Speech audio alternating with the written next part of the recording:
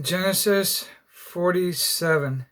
Joseph went and told Pharaoh, "My father and my brother, with their flocks and herds and everything they own, have come from the land of Canaan and are now in Goshen."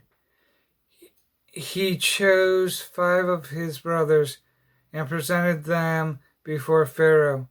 Pharaoh asked the brothers, "What is your occupation?" "Your servants are shepherds," they replied to Pharaoh, "just as our fathers were." They also said to him, "We have come to live here a while because the famine is severe in Canaan, and your servants' flocks have no pasture. So now please let your servants settle in Goshen." Pharaoh said to Joseph, "Your father and your brothers have come to you, and the land of Egypt is before you. Settle your father and your brothers in the best part of the land. Let them live in Goshen, and if you know of any among them with particular abilities, put them in charge of my own livestock." Then Joseph brought his father Jacob in and presented him before Pharaoh. After Jacob blessed Pharaoh, Pharaoh asked him, "How old are you?" Jacob said to Pharaoh, "The years of my pilgrimage are 130. My years have been few and difficult, and they do not equal the years of the pilgrimage of my fathers." Then Jacob blessed Pharaoh and went out of his presence. So Joseph settled his father and his brothers in Egypt and gave them property in the best part of the land, the district of Ramses, as Pharaoh directed. Joseph also provided his father and his brothers and all his father's household with food, according to the number of their children. There was no food, however, in the whole region because the famine was severe. Both Egypt and Canaan wasted away before the famine.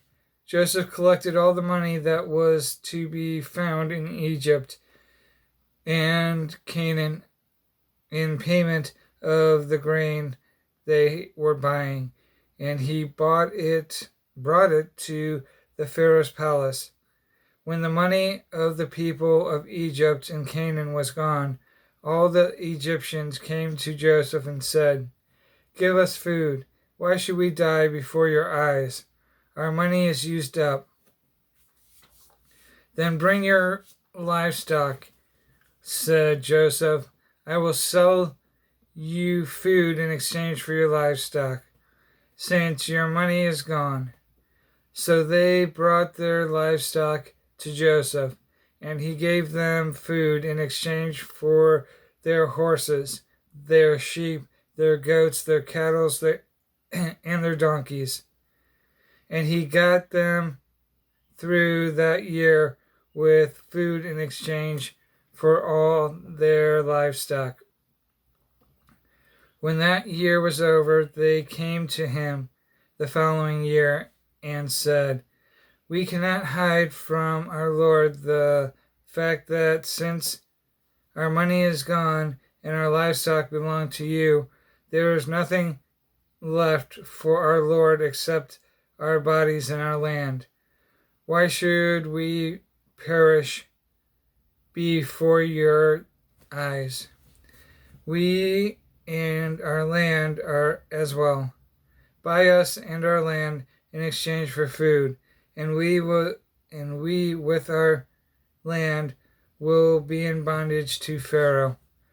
Give us seed so that we may live and not die, and that the land may not become desolate." Joseph brought Joseph bought all the land in Egypt for Pharaoh. The Egyptians, one and all, sold their fields because the famine was too severe for them. The land became Pharaoh's, and Joseph reduced the people to servitude from one end of Egypt to the other. However, he did not buy the land of the priest because they received a regular allotment from Pharaoh and had food enough from the allotment Pharaoh gave them. That is why they did not sell their land. Joseph said to the people, "Now that I have bought you and your land today for Pharaoh, here is seed for you so you can plant the ground. But when the crop come up, give a fifth of it to Pharaoh. The other 4/5 you may keep as seed for the fields and as food for yourselves and your household and your children. You have saved our lives," they said. May we find favor in your eyes. May we find favor in the eyes of our Lord. We will be in bondage to Pharaoh." So Joseph established it as a law concerning land in Egypt, still in force today, that a fifth of the produce belongs to Pharaoh. It was only the land of the priests that did not become Pharaoh's. Now the Israelites settled in Egypt in the region of Goshen. They acquired property there and were fruitful and increased greatly in number. Jacob lived in Egypt 17 years, and the years of his life were 147. When the time drew near for Israel to die, he called his son Joseph and said to him, "If I have found favor in your eyes, put your hand under my thigh and promise that you will show me kindness and faithfulness. Do not bury me in Egypt, but when I rest with my fathers, carry me out of Egypt and bury me where they are buried." "I will do as you say," he said. "Swear to me," he said. Then Joseph swore to him, and Israel worshipped as he leaned